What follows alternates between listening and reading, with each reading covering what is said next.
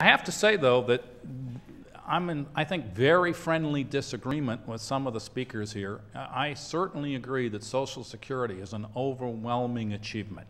But, you know, I don't think the Second New Deal was an obelisk. It was more like a temple, at least with at least two pillars. And that's, one pillar was certainly Social Security. The second, however, was the Wagner Act. And I think somebody needs to get up, because I noticed that, you know, there aren't all that many places this year celebrating Social Security.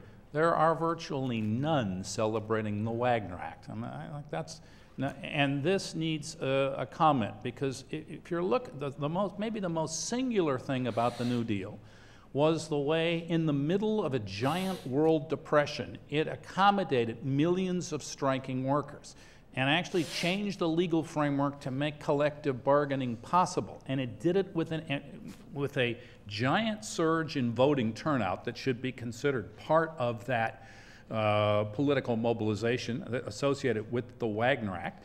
And it did it in a democratic framework. That was, in other countries, they were doing not a New Deal, but a New Order. And you could watch one by one. I mean, it had occurred, you know, in Italy in the 20s, in Germany in the 30s, a lot of other places. You just exterminated labor movements, and you changed the form of the regime.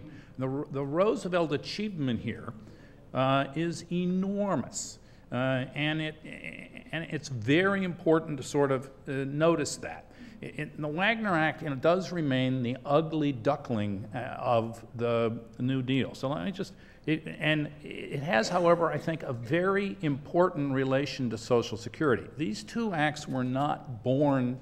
They were born together, but they were certainly not identical twins.